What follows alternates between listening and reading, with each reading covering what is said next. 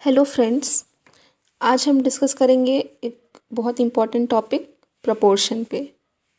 लगभग सभी कंपटीशन के सिलेबस में रेशियो और प्रपोर्शन एक कॉमन टॉपिक है।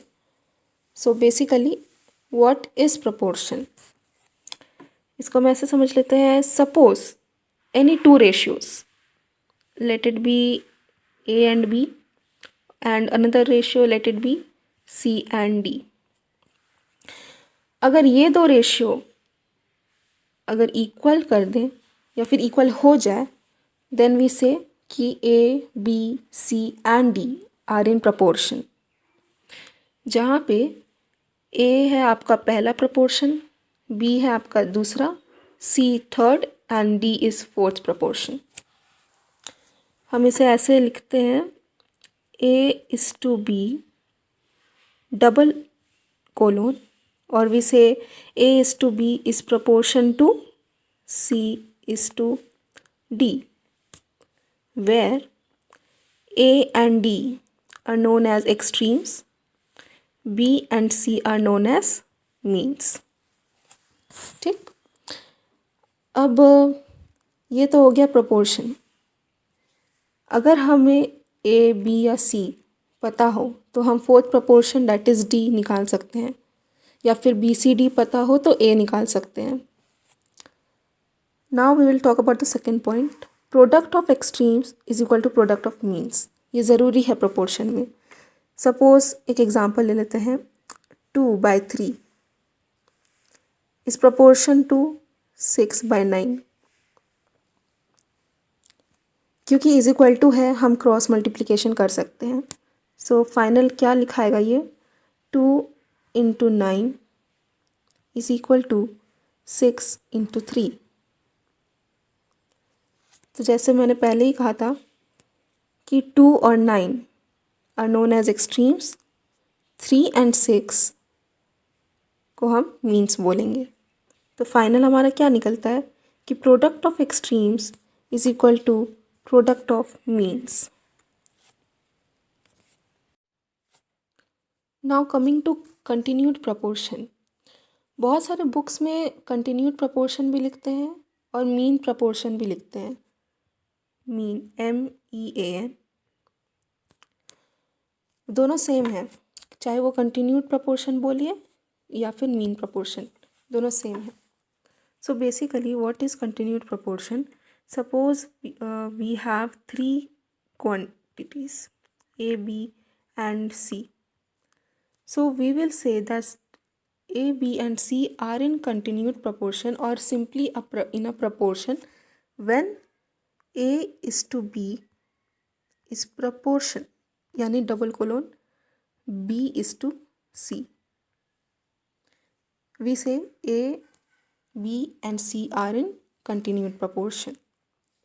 इसका और we will write B is equal to, we can simply write under root AB, sorry AC।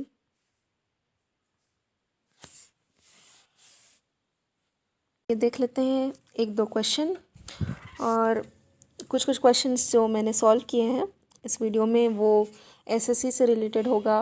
SSC का क्वेश्चंस होंगे और रेलवेज़ के क्वेश्चन होंगे, और कुछ कॉम्पिटिशन्स के क्वेश्चंस मैंने चूज़ किए हैं, और साथ ही कुछ बिना जो कंपटीशन में नहीं आए हुए हैं, जैसे एज अ रफ प्रैक्टिस उसे चूज़ किया। होता ये है दोस्तों कि दिखने में बहुत इजी दिखता है क्वेश्चन, लेकिन जब हम वहाँ पे सॉल्व कर रहे होते हैं तो हमारे सिली मिस्टेक्स के कारण हम कहीं ना कहीं पीछे रह जाते हैं। तो प्रैक्टिस की बहुत ज़रूरत है। तो आइए देख लेते हैं पहला क्वेश्चन। कहता है if A is to B is equal to B is to C, then we have to find A to the power 4 is to B to the power 4। अब दोस्तों देखिए यहाँ पे जैसे कि लिखा है A is to B is equal to B is to C, ये हमें दिया हुआ है। तो हमें क्लियरली हम बोल सकते हैं कि A, B और C मीन प्रपोर्शन में है या फिर कंटिन्यूड प्रपोर्शन पे है।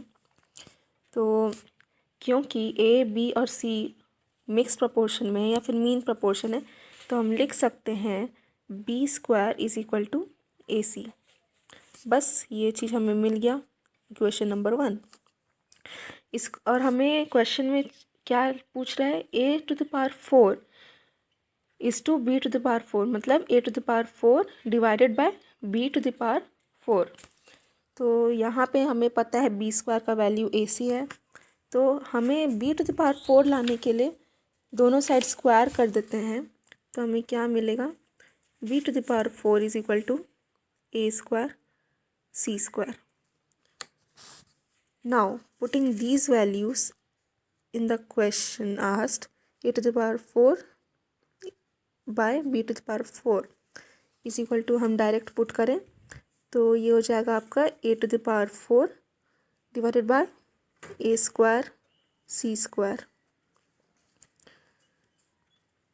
सिंप्लीफाई करने के बाद आपको क्या मिलेगा, a square divided by c square.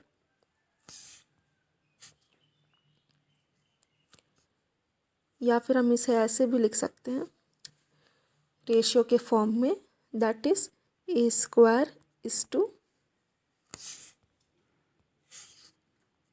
c square. ये हो गया आपका आंसर। तो ऑप्शन में है ये आंसर सी ऑप्शन में, तो हम इसे टिक कर देंगे। क्वेश्चन कहता है कि if x plus 5 is the mean proportion between x plus 2 and x plus 9, find the value of x। तो हमने पता है कि मीन प्रोपोर्शन डैट का formula b square is equal to ac। So क्योंकि यहाँ पे एक्सप्रेशन के फॉर्म में दिया हुआ है तो हम लोग एज्यूम कर लेते हैं, let a is equal to x plus 2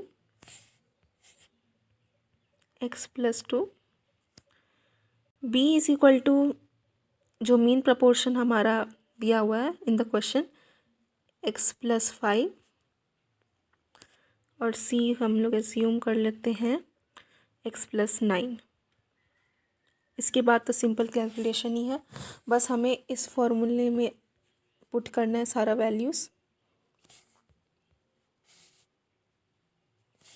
तो हम पुट कर देते हैं b square is equal to ac में x plus 5 the whole square is equal to ac, that is x plus 2 into x plus 9। इसके बाद सिंपल कैलकुलेशन है, तो इसको a plus B the whole square का फॉर्मूला से इसको हम एक्सपेंड करेंगे और यहाँ भी सिंप्लीफाई करेंगे, राइट, LHS और RHS दोनों तरफ। सो हमें यहाँ पे मिलेगा, ब्रैकेट ओपन करते हैं तो x square plus a square plus a plus B का होल स्क्वायर का फॉर्मूला अप्लाई करेंगे तो हमें मिलेगा x square plus 25 plus 10x is equal to, यहाँ पे अगर सिंप्लीफाई करेंगे तो हमें मिलेगा x square plus 2x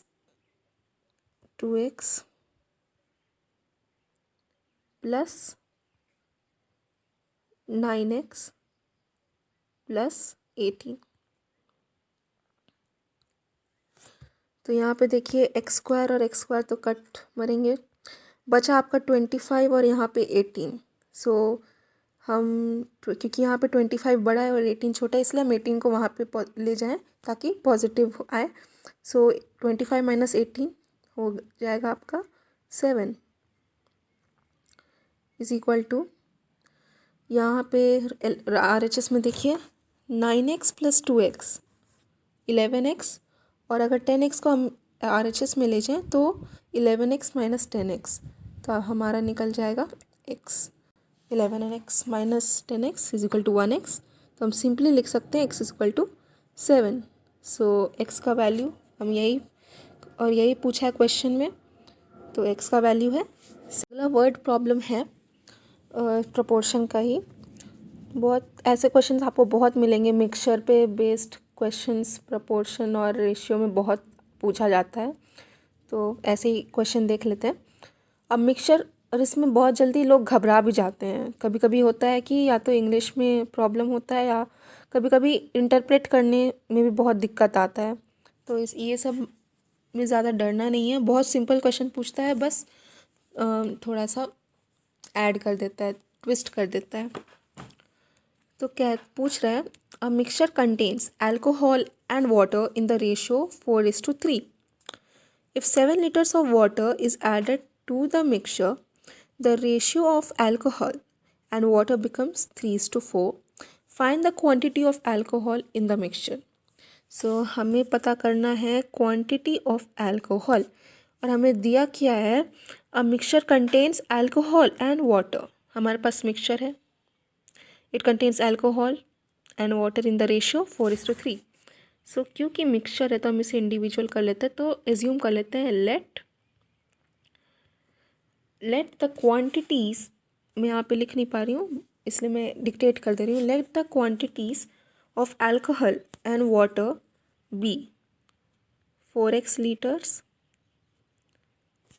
and 3x litre. Okay, 4x alcohol के लिए और वाटर, ये वाटर के लिए. अब बोल रहा है if 7 litres of water is added to the mixture. हमारा मिक्सचर है 4x + 3x, 4x and 3x. अगर इस मिक्सचर में, या फिर हम according to the question, mixture में 7 लीटर्स ऑफ वाटर ऐड किया, तो हमारा रेशियो जो निकलेगा, जो बना, वो है 3:4.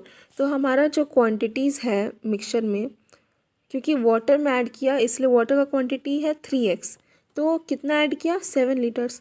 तो ये हमारा हो जाएगा 3x, अभी जो नया रेशियो आया उसमें हो जाएगा 3x + 7.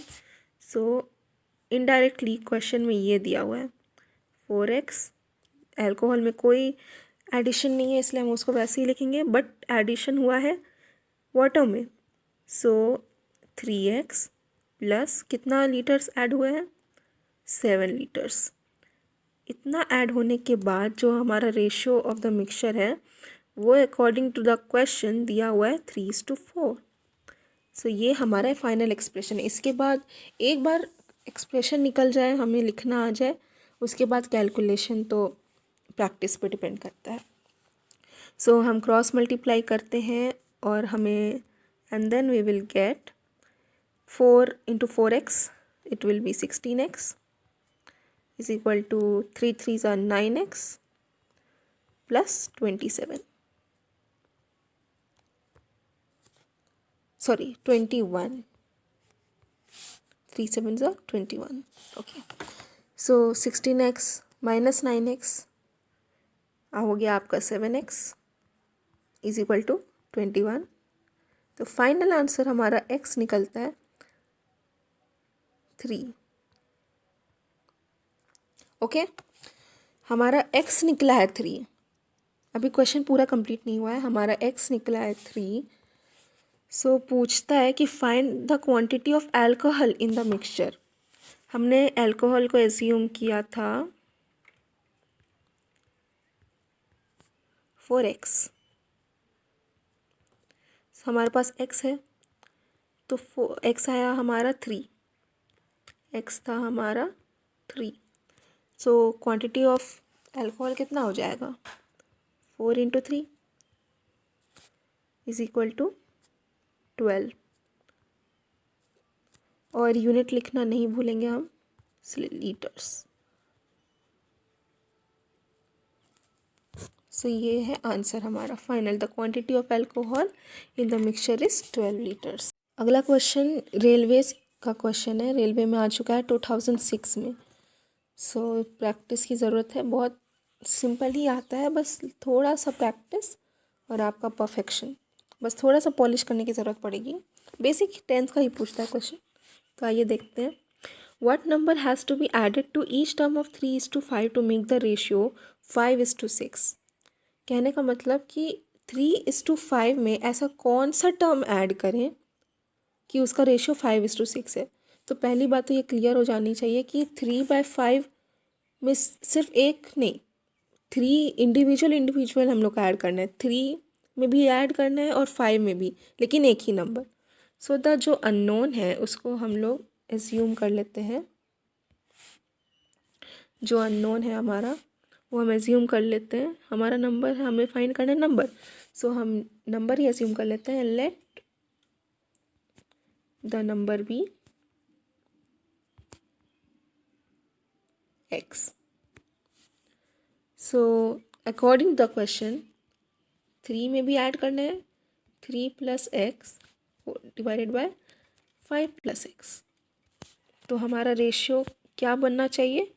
5:6। इसके बाद सिंपल कैलकुलेशन है, ये हो गया। क्रॉस मल्टीप्लाई करेंगे तो हमारा हो जाएगा 6 3 = 18 + 6x = 25 + 5x। हम 5x को इधर ले जाएंगे तो हमारा डायरेक्ट निकल जाएगा x = 25 - 8 7। So this is the final answer. हमने x एज्यूम किया था अननोन और हमें x निकल गया 7। तो हमारा जो ऑप्शन होगा वो है B. Correct option is B. अगला क्वेश्चन जो हमारे सामने है वो 2004 में आ चुका है एसएससी की कंपटीशन एग्ज़ाम में। तो ये जनरली एजेस और मिक्सचर, चाहे सिंपल इक्वेशन भी दे सकता है, ऐसे ऐसे क्वेश्चन से पूछता है। और मिक्स प्रोपोर्शन पे पूछता है, फार्मूला बेस्ड पूछता है, ज़्यादा हार्ड नहीं पूछता, बस ऐसे ही छोटा मोटा पूछता है। तो इसको आप सब कोई ट्राई कीजिएगा और कमेंट सेक्शन में इसका आंसर ज़रूर बताइएगा और प्रैक्टिस करते रहिए। छोटा ही आता है क्वेश्चन, सिंपल ही आता है, लेकिन कभी कभी प्रैक्टिस में लैक होने की वजह से हम सिली मिस्टेक्स कर देते हैं और ऑप्शन गलत चूज़ कर लेते हैं। तो इसको ज़रूर ट्राई कीजिएगा दोस्तों। और थैंक यू वीडियो को एंड तक देखने के लिए। ऑल द बेस्ट आप लोगों के एग्ज़ाम्स के लिए और इस क्वेश्चन के लिए भी।